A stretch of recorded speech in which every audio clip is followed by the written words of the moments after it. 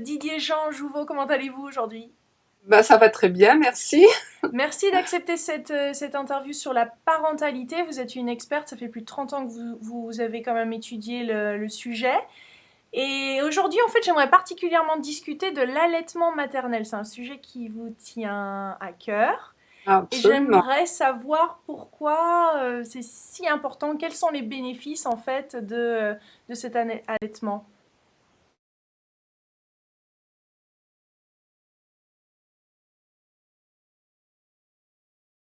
Alors, au niveau des bénéfices santé, on en aurait pour des heures et des heures à en faire le tour, parce que depuis, disons, une vingtaine d'années, il y a de plus en plus d'études sur le sujet, donc, qui confirment toutes que si on prend, bien sûr, individuellement, on trouvera toujours un bébé allaité en mauvaise santé et puis un bébé au biberon qui pète la forme, comme on trouvera toujours un fumeur invétéré qui vit jusqu'à 95 ans, et puis qui n'a jamais fumé, qui a un cancer du sein, du sein ou du poumon à 50 ans, ça peut arriver.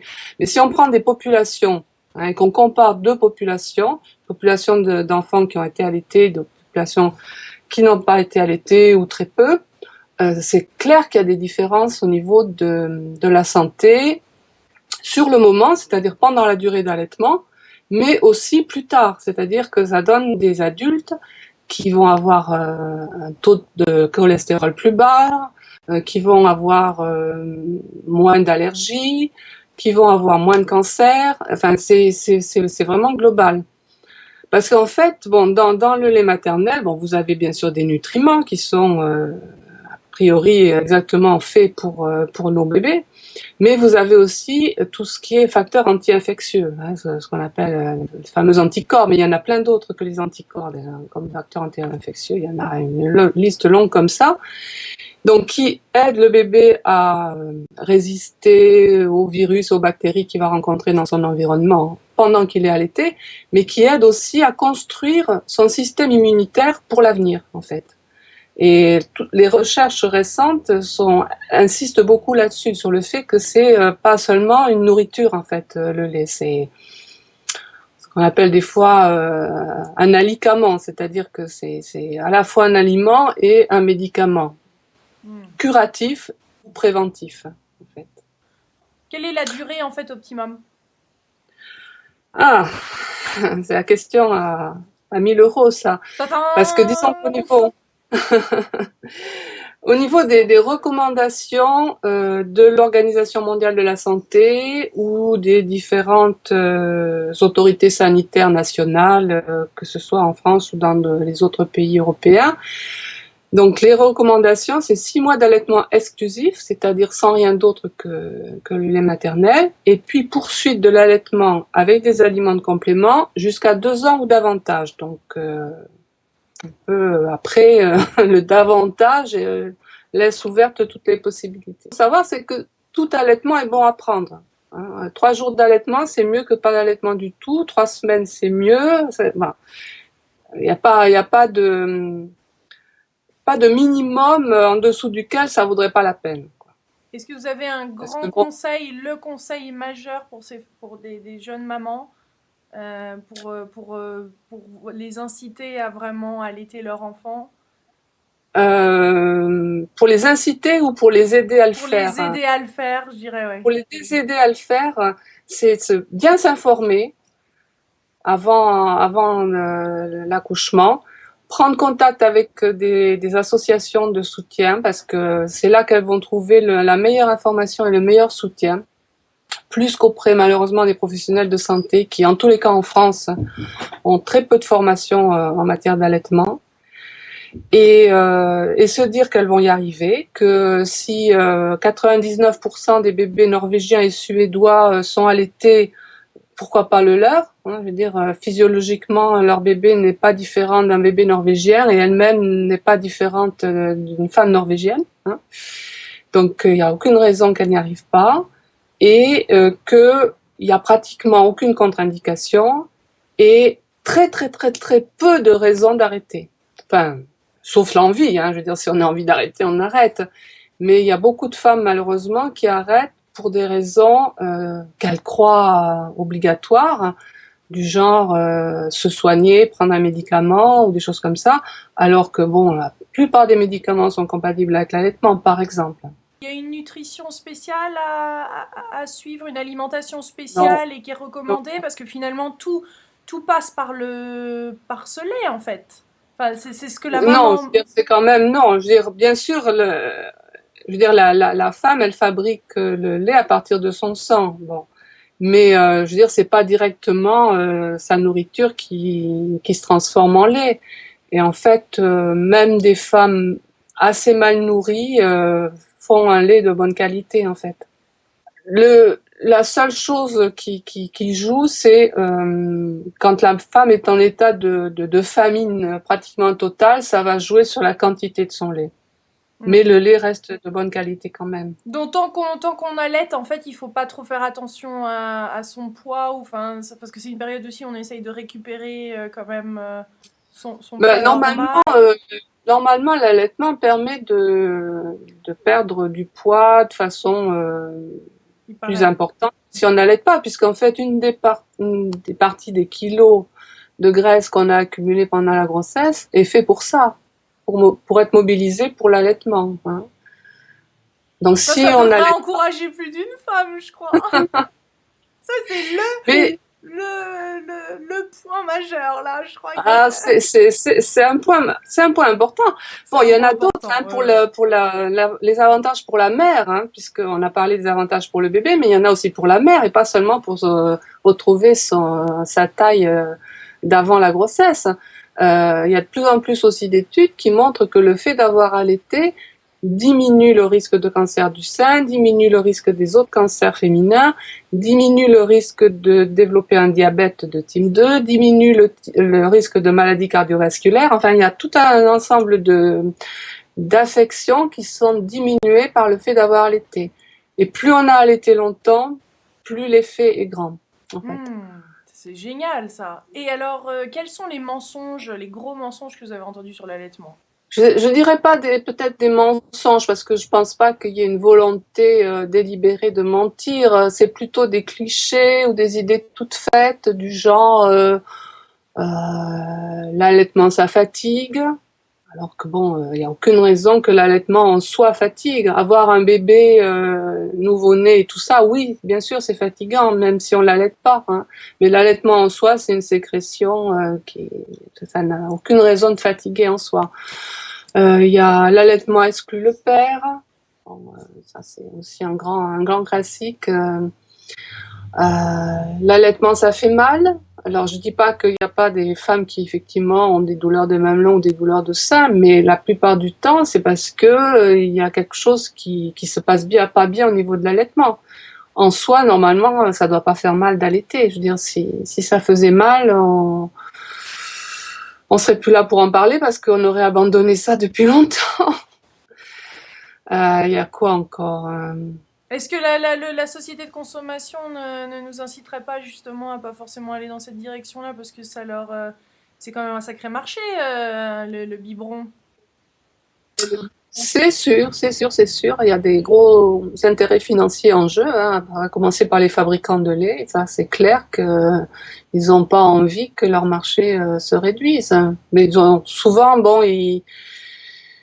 ils ont quand même des parades, c'est-à-dire que bon, ils vous disent bon, très bien allaiter, mais bon, le jour où vous arrêtez d'allaiter, puis bon, vous n'allez pas allaiter pendant 10 ans, hein, bah, vous passez au lait de deuxième âge Ah de ouais. notre marque qui est mieux.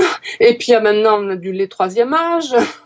Marketing, Bientôt il y en aura du marketing, quatrième âge. marketing. Ouais, ouais.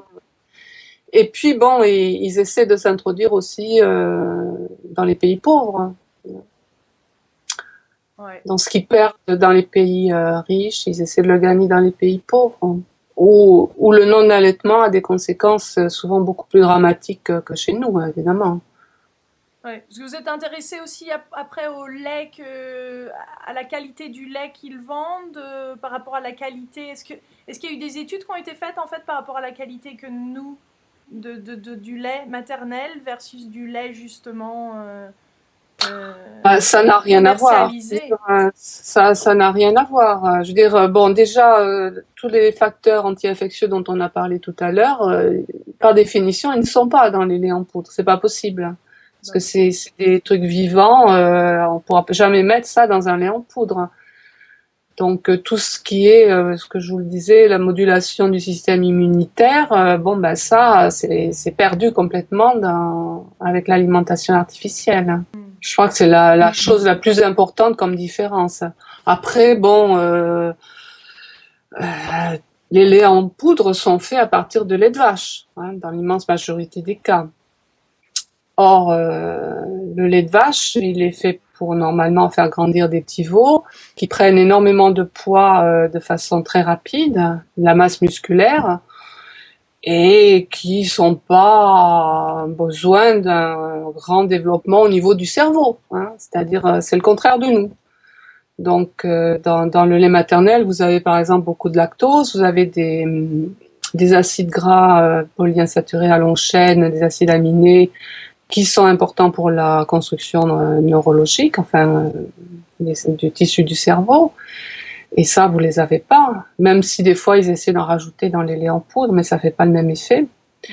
Et au niveau de la masse musculaire ou graisseuse, on s'est aperçu que dans le lait de vache, il y avait beaucoup plus de protéines que dans le lait maternel.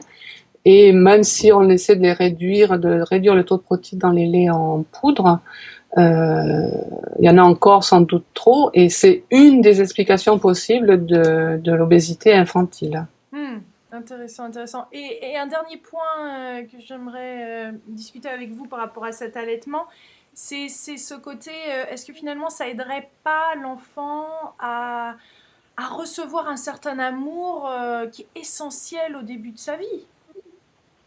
Alors c'est par rapport justement à la parentalité et tout ça, c'est sûr que pour moi, l'allaitement c'est super par rapport à la nutrition, à la santé, mais c'est effectivement très très important pour la relation à la mère, parce que bon, tout ce qu'on dit qui est bien pour le bébé, le contact, le pot à pot, l'échange de regards et tout ça, ben ça on l'a automatiquement avec la tétée. Il n'y a même pas besoin de réfléchir à se dire bon, il faut que je fasse du pot à pot avec mon bébé, il faut que je pense à le regarder, à lui parler et tout. Quand on allait, ça vient tout seul. Et en plus, je veux dire, c'est vraiment, pour toutes les femmes qui ont allaité le diront, c'est vraiment un outil magique, la tétée. C'est-à-dire le bébé, un bébé de 2-3 mois qui parle pas, on sait pas toujours pourquoi il pleure, qu'est-ce qui se passe, etc. On n'a pas besoin de se casser la tête en se disant, ah là là, est-ce qu'il a faim, est-ce qu'il a mal quelque part, est-ce qu'il s'ennuie, etc. On le met au sein, il tète, il est content. Et bon, si c'est parce qu'il avait faim, ben, il obtient du lait. Si c'est parce qu'il avait envie de contact avec sa maman, ben, il l'a aussi. Enfin, donc c'est un outil multifonction et qui est vraiment miraculeux. Hmm. Bon, en tous les cas, merci de votre témoignage et et de partager votre amour et l'importance en fait que ça a sur la personne après en tant qu'adulte, en tant que personne qui vit dans une société aussi, qui a des contacts aux autres. Je pense que ça joue à tout niveau. Merci de votre témoignage vous avez écrit un livre sur le sujet, Oui, j'en ai écrit plusieurs. Donc, dont j'en ai l'allaitement maternel. sur l'allaitement maternel. Oui, il y en a un qui s'appelle l'allaitement maternel avec en sous-titre La voie lactée. Il y en a un qui s'appelle Allaiter, c'est bon pour la santé. Donc, il reprend alors, plus développé certaines choses qu'on a dites là tout à l'heure. Il y a une anthologie de l'allaitement maternel, c'est-à-dire j'ai rassemblé des textes d'écrivains depuis l'Antiquité jusqu'à nos jours. Il y en a un qui s'appelle Les 10 plus gros mensonges sur l'allaitement, donc par rapport à ce que vous demandiez aussi. Et puis là, il y en a un qui va sortir incessamment sous peu sur allaitement et travail. Parce que là, on n'a pas abordé le sujet, mais c'est un sujet qui me tient à cœur, le fait que malgré la reprise du travail, on peut continuer l'allaitement. Qu'est-ce qui vous a amené en fait à faire toute cette recherche? Parce qu'il y a plein de femmes qui allaitent et puis qui décident pas pour autant Oui, de tout faire à autant de fait. recherches, d'écrire des livres. C'est ce que je disais au début, c'est-à-dire que j'avais pris tant de plaisir et partagé avec mes bébés avec l'allaitement. Il se trouve que bon, quand j'ai eu mon deuxième bébé, j'ai commencé à assister à des réunions de la Leche League. Et là, je me suis rendu compte, effectivement, j'avais allaité mon premier toute seule dans mon coin sans éprouver le besoin d'aide ni rien. Et j'avais eu beaucoup de chance parce que j'avais effectivement eu aucun problème, tout s'était très bien passé. Mais je me suis rendu compte en allant à ces réunions du nombre de femmes qui avaient des problèmes et qui avaient besoin de trouver une écoute, des informations, du soutien. Donc, j'ai commencé à m'impliquer dans l'association. Et puis, c'est vrai que c'est un sujet que je trouve inépuisable. Hein. Ça fait plus de 30 ans que je m'y intéresse et il y a toujours des choses nouvelles à découvrir dessus. Est-ce qu'il y a des associations, des centres d'aide pour les mamans qui décident d'allaiter? Oui, oui, oui, il y a de nombreuses associations et au premier chef, il y a la Leche League, donc qui est une association internationale qui existe dans près de 70 pays, dans pratiquement tous les pays européens et bon, en France notamment, où on fête les 30 ans de l'association en France cette année. Très bien. Merci Voilà. Claude. Merci à vous.